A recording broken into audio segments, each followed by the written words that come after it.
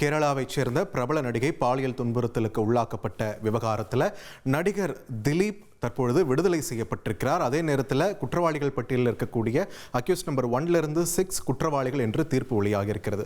So நடிகர் Dilip versus பிரபல நடிகையின் இந்த பாலியல் துன்புறுத்தல் விவகாரம், இந்த வழக்கில் இதுவரைக்கும் நடந்தது என்ன அப்படின்ற அந்த டைம் லைனை இந்த தொகுப்பில் நம்ம பார்த்துடலாம். அந்த வகையில் பிப்ரவரி 17, 2017 இரவு 9 மணி அளவில் கொச்சியில் வச்சு 6 பேர் கொண்ட கும்பலால் பிரபல நடிகை கடத்தப்படுறாங்க. காருக்குள்ள வச்சு 2 மணி நேரம் அவங்க பாலியல் ரீதியிலான துன்புறுத்தலுக்கு உள்ளாக்கப்படுறாங்க. அந்த சம்பவத்தை அந்த நபர்கள் வீடியோ பதிவும் செய்திருக்காங்க.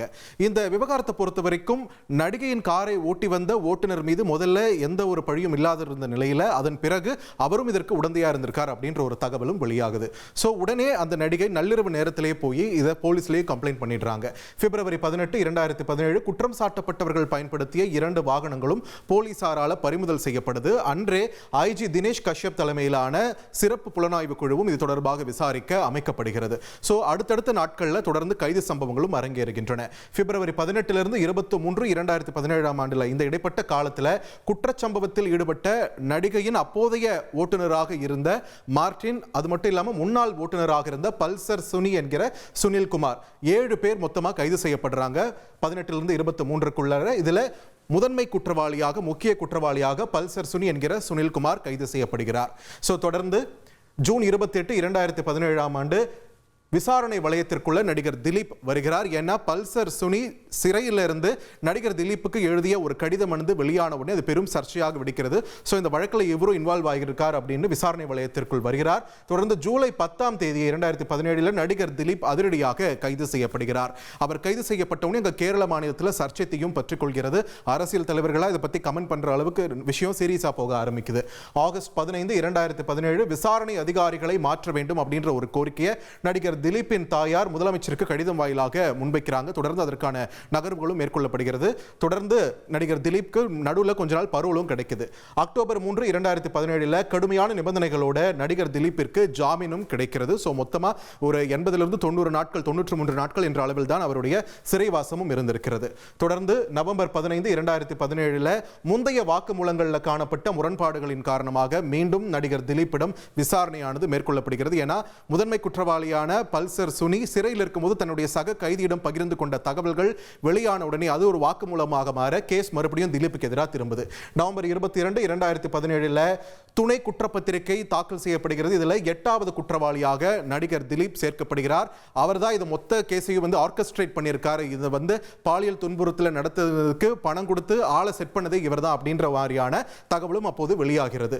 பிப்ரவரி 25, 2018 நடிகை ஒரு கோரிக்கை வைக்கிறாங்க உயர்நீதிமன்றத்திற்கு. தன்னுடைய வழக்கை ஒரு பெண் நீதிபதி தான் விசாரிக்கணும்னு. ஸோ அவருடைய கோரிக்கைக்கு இணங்கி உயர்நீதிமன்றம், கேரள உயர்நீதிமன்றம் ஹனி எம் வர்கீஸ் அப்படின்ற ஒரு பெண் நீதிபதியை நியமிக்கிறாங்க. அவங்க தான் இன்னைக்கு தீர்ப்பும் கொடுத்திருக்காங்க. ஸோ மார்ச் 8, 2018 நீதிமன்ற விசாரணை அபிஷியலா துவங்கினாலுமே அதன் பிறகு தொடர்ந்து போஸ்ட்போன் ஆகிக்கிட்டே இருக்குது. இறுதியாக 2020 மத்தியில் தான் செப்டம்பர், அக்டோபர், நவம்பர் இந்த ரேஞ்சில் தான் வழக்கின் விசாரணை ஃபுல்லாக அபிஷியலா விட்னஸ் விசாரணை இந்த மாதிரியான விஷயங்களுக்கெல்லாம் நகருது. இடைப்பட்ட காலத்தில் நிறைய தடங்கல்கள் வரதையும் பார்க்க முடிகிறது. கோவிட் உட்பட நிறைய தடங்கல்கள். நவம்பர் 20, 2020 பெண் நீதிபதி பாரபட்சமாக நடந்து கொள்கிறாங்க அப்படின்ற ஒரு குற்றச்சாட்டை பாதிக்கப்பட்ட நடிகை புகாரா முன்வைக்கிறாங்க. தொடர்ந்து வழக்கு வேறு நீதிமன்றத்திற்கு மாற்ற வேண்டும் என்றும் நடிகை தரப்பிலிருந்து ஒரு மனுவானது தாக்கல் செய்யப்படுகிறது. ஆனால் அது உயர்நீதிமன்றத்தால நிராகரிக்கப்படுகிறது. தொடர்ந்து டிசம்பர் 25, 2021 இந்த கேஸோட முக்கிய டர்னிங் பாயிண்ட். அது வரைக்கும் நடிகர் திலீப் குறித்து ஒரு பெரிய அக்யூசேஷன் அந்த லெட்டரை தவிர வேற எதுவும் இல்லாத இருந்த நிலையில புதிய சாட்சியாக ஆஜரானார் இயக்குனர் பாலச்சந்திரகுமார். என்ன சொன்னாருன்னா, பல்சர் சுனி, இந்த முதன்மை குற்றவாளியான பல்சர் சுனியை திலீப்பின் வீட்டில் வச்சு நான் பார்த்தேன்.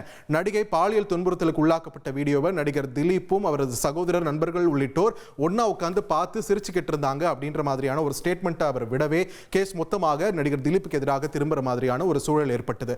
ஆனால் தொடர்ச்சியாக இயக்குனர் பாலச்சந்திரகுமார் இதுல ரொம்ப ஃபர்மா இருந்தாலுமே, இது தொடர்ந்து விசாரணைக்கு ஆஜராகி தன்னுடைய வாக்குமூலத்தை திரும்ப பதிவு பண்ணாலுமே கடந்த 2024 உடல்நலக்குறைவால் அவரும் உயிரிழந்து விட்டார்.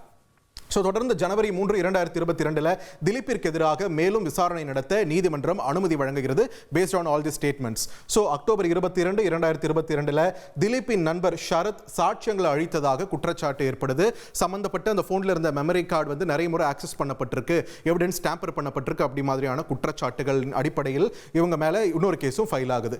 செப்டம்பர் 17, 2024 முதன்மை குற்றவாளியான பல்சர் சுனிக்கு ஜாமீன் கிடைச்சது. தொடர்ந்து டிசம்பர் 11, 2024 வழக்கின் இறுதி வாதங்கள் தொடங்குச்சு. ஸோ சரியா போன வருஷம் தொடங்குச்சு. ஸோ இந்த நிலையில் டிசம்பர் 14, 2024 நடிகை தரப்பிலிருந்து இந்திய ஜனாதிபதிக்கு ஒரு கருணை மனு தாக்கல் செய்யப்படுகிறது. இந்த விவகாரம் தொடர்பாக ஏப்ரல் 5, 2025 இந்த வழக்கை பொறுத்த வரைக்கும் இந்த சிபிஐ விசாரணைக்கு மாற்ற வேண்டும்னு நடிகர் திலீப் தரப்பில் இருந்து உயர்நீதிமன்றத்தில் ஒரு கோரிக்கை முன்வைக்கப்படுகிறது. ஆனால் அந்த மனுவும் உயர்நீதிமன்றத்தால் நிராகரிக்கப்படுகிறது. ஸோ கேஸ் எந்த திசையை நோக்கி போகுதுன்னு தெரியாத இருந்த சூழலில் நவம்பர் 25, 2025 விசாரணை முடிந்து இறுதி தீர்ப்பு தேதியும் அறிவிக்கப்பட்டது. டிசம்பர் 8 தீர்ப்பு வெளியாகும்னு. ஆனால் இடைப்பட்ட காலத்தில் நிறைய சாட்சியங்கள் பிறர் சாட்சியங்களாக மாறினது எல்லாத்தையுமே நிறைய சர்ச்சைகளையும் இந்த வழக்கு பார்த்துட்டு இருந்தது. இந்த நிலையில் இன்று தீர்ப்பு வெளியாகி இருக்கிறது. அக்யூஸ்ட் நம்பர் 1 6 வரைக்கும் குற்றவாளிகள் என்று சொல்லியிருக்கார்கள். பல்சர் சுனி குற்றவாளின்னு அறிவிக்கப்பட்டிருக்கிறார். ஆனால் நடிகர் திலீப் இந்த வழக்கில் இருந்து விடுதலை செய்யப்பட்டிருக்கிறார். நியாயம் வென்றிருக்கிறதுன்னு திலீப் சொல்லியிருக்கார். நடிகை தரப்பிலிருந்து இது மேல்முறையீடு செய்யப்படுமா, அடுத்து இந்த வழக்கு எந்த பாதையில் பயணிக்க இருக்கிறது என்பதையெல்லாம் நாம் பொறுத்திருந்துதான் பார்க்க வேண்டும். உங்கள் தந்தி ஒன் தொலைக்காட்சியில் ராணி அகல்யா தினமும் மாலை 5 மணிக்கு காண தவறாதீர்கள்.